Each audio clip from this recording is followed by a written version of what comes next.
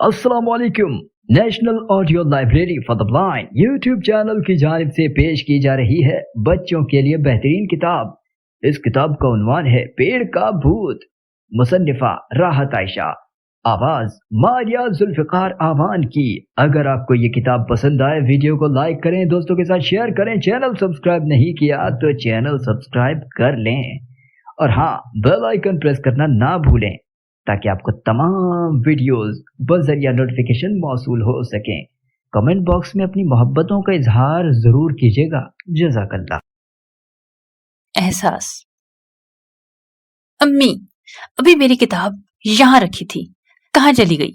असद ने झुंझलाते हुए लहजे में अम्मी से पूछा। बेटा, यहीं होगी, मैंने तो नहीं देखी। अम्मी ने मासी के साथ काम करते हुए जवाब दिया। मुझे ढूंढ कर दें, कल ही तो लाया था मैं, यहाँ सामने ही मेज पर रखी थी। असद नाराजी से कहता सामने बड़ी कुर्सी पर बैठ गया। मासी जकिया ने एक नजर असद और उसकी किताबों के ढेर को देखा और अपनी बीबी साहिबा को, जो बेटे के कहने पर अगले लम्हे ही किताब की तलाश में असद के कमरे की तरफ बढ़ गई थी। उसके दिल से एक हूक सी उठी। मेरे बेटे को भी पढ़ने का इतना ही शौक है, लेकिन इस बेचारे के पास इतनी अच्छी किताबें कहाँ से आ सकती हैं? मैं तो कोर्स की किताबें ही इतनी मुश्किल से ले पाती हूँ, और फिर भी उसे ऐसा फर कब पढ़ना आता है जैसा असद पढ़ता है। मासी जकिया असद से बहुत मुतासिर थी। जब वो असद के कमरे की सफाई करती, उसकी नज़र उसकी अलमारी में सजी ट्रॉफियाँ और मेडल्स पर पड़ जाती। वो दुआ करती, काश मेरा मुजम्मिल भी इतना ही काबिल बन जाए। वो सफाई करते करते ना जाने क्या कुछ सोचे जा रही थीं कि उनकी निगाह बाहर बरामदे में बैठे मुजम्मिल पर पड़ गई। सामने ही जमीन पर वो आलती पालती मारे बैठा था और उसकी गोद में एक बड़ी सी किताब धरी थी। उफ! उसने अपना हाथ सर पर मारा। ये लड़का बेइज्जत करवाएगा मुझे। वो सोचती हुई तीर की तेजी से बाहर निकली और उसके सर पर पहुंच गई। कहाँ से उठाई है ये? उसने गुस्से से पूछा।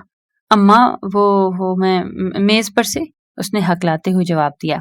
तो क्या मुझे नौकरी से निकलवाएगा? देख, वो अपनी किताब ढूंढता फिर रहा है। वो बस मुझे अच्छी लग रही थी, सोचा देख के रख दूंगा, मुजम्मिल ने मासूमियत से कहा। जकिया का दिल चाहा कि वो अपने बच्चे को छुपाकर ऐसी जगह ले जाए जहां कोई ऐसी महरूमी ना हो।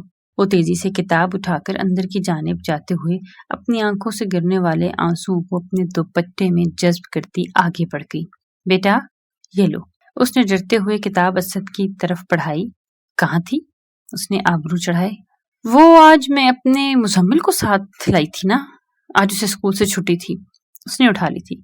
नई किताब थी मेरी, क्या जरूरत थी उसको उठाने की? असद किताब हाथ में लिए बुड़बुड़ाते हुए अपने कमरे की तरफ मुड़ गया। अरे मिल गई, अम्मी ने उसके हाथ में किताब देखते हुए कहा। जी, आपकी चहेती के चहेते के पास थी, असद ने गुस्से से कहा। असद, कम से कम मुझे तुमसे ये उम्मीद नहीं थी। क्या तुम्हारी किताबें तुम्हें ये सिखाती हैं? अम्मी ने गुस्से और अफसोस की मिली जुली कैफियत में कहा और बाहर निकल गईं।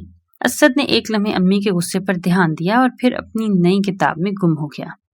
असद, असद, उठो, देखो क्या हुआ। असद की बहन नम्रा ने उसे झंझोड़ कर उठाया।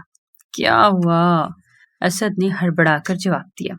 जल्दी आओ, वो तेजी से कहती बाहर निकल गई। बाहर सोफे पर अब्बू लेटे लेटे लंबी लंबी सांसें ले रहे थे।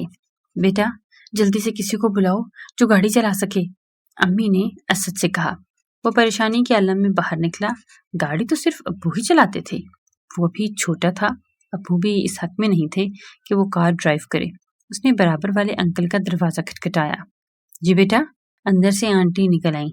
आंटी, अब्बू की तबीयत खराब हो रही है, इमरजेंसी अस्पताल लेकर जाना है। अंकल हैं क्या? असद ने पूछा। बेटा, हैं तो नहीं, मैं फोन करके बुलाती हूँ। आंटी अंदर चली गई। फिर जब तक वो अस्पताल पहुंचे तब अब्बू ना रहे। उसकी उम्र ही क्या थी, फकत 14 साल। इससे बड़ी नम्रा कॉलेज में तालिबा थी। घर का खर्च चलाने के लिए अम्मी ने घर के आधे हिस्से को किराए पर चढ़ा दिया। उनके लिए फीसों की अदायगी एक बड़ा मसला बन गई। दूसरे खर्चे तो बहुत दूर रह गए थे। असद अक्सर ये सोचता, मैं कोई काम कर लूं, शायद अम्मी की मदद हो सके। मैं जरा जल्दी बड़ा हो जाता तो शायद हमारे ये हालात ना होते। सोचते सोचते असद चला जा रहा था कि अचानक उसकी नजर एक बुक शोरूम पर पड़ी। खूबसूरत किताबों के बैनर उसे अंदर से आने की दावत दे रहे थे। اس کی جیب میں ایک پھوٹی کوڑی بھی نہ تھی۔ وہ جھجکتا ہوا اندر چلا گیا کہ کچھ اپنے ذوق کی تسکین کتابیں دیکھ کر ہی کر لے۔ خوبصورت کتابیں اسے اپنی طرف کھینچ رہی تھیں اور اسے زیادہ اس کے ماضی کو یاد کروا رہی تھیں۔ کاش، اے کاش صرف ایک بار ہی وہ وقت لوٹ آئے۔ اس نے اپنی آنکھیں بھینچی۔ اگلے سٹال پر صاف ستھرا لباس پہنے مزمل کھڑا تھا۔ تم تو مزمل ہو نا؟ اسد نے حیرت سے پوچھا۔ وہ کہنا چاہتا تھا ماسی کے بیٹے، لیکن کہہ نہ سکا۔ جی میں مزمل ہوں، کیا آپ میرے سٹال سے کچھ لینا پسند کریں گے؟ مزمل نے شستہ انگریزی میں سوال کیا۔ اس کے لہجے میں اسد کے لیے کوئی شناسائی نہیں تھی۔ وَتُعِزُّ مَن تَشَاءُ وَتُذِلُّ مَن تَشَاءُ، اللہ جسے چاہے عزت سے نواز دے اور جسے چاہے ذلیل کر دے۔ اس کے ذہن میں آیت گونجی۔ اسد کو محسوس ہوا شاید وہ اس وقت اس کے لیے ہی اتاری گئی ہے۔ یا رب، اس کے دل سے صرف ایک لفظ نکلا، کاش ایک بار مہلت ہوتی۔ سوچتے ہوئے آنسو ضبط کرنے کی خاطر اس نے اپنا نچلا ہونٹ دانتوں میں اس سختی سے دبایا کہ اس سے خون چھلکنے کی کسر رہ گئی تھی۔ اسد، یہ کون سا وقت ہے سونے کا؟ اٹھو، عصر کی نماز کا وقت جا رہا ہے۔ امی کی آواز نے اسے چونکا دیا۔ وہ ہڑبڑا کر اٹھ بیٹھا۔ امی نے اسے جو آواز دے کر اٹھایا تو اٹھاتی کمرے سے باہر جا چکی تھی۔ اسد کو یوں محسوس ہوا جسے واقعی اسے ایک بار پھر مہلت مل گئی تھی۔ اچھا باب جی سارا کام ہو گیا، اب میں جا رہی ہوں۔ ماسی ذکیہ کی آواز اس کے کانوں سے ٹکرائی۔ اسد نے کمرے کی کھڑکی سے دیکھا۔ 10-12 سالہ مزمل اپنی ماں کے ساتھ ہی کھڑا ہے۔ سنو، تم شام میں فارغ ہوتے ہو نا؟ جی، مزمل نے اسبات میں سر ہلایا۔ عصر کے بعد میرے پاس آ جایا کرو، میں تمہیں پڑھنے میں مدد دے سکتا ہوں۔ اسد کے جملے نے جہاں مزمل کے چہرے پر خوشی بکھیر دی، وہاں امی کے چہرے کی مسکراہٹ کا رنگ بھی اسے صاف سمجھ آ رہا تھا۔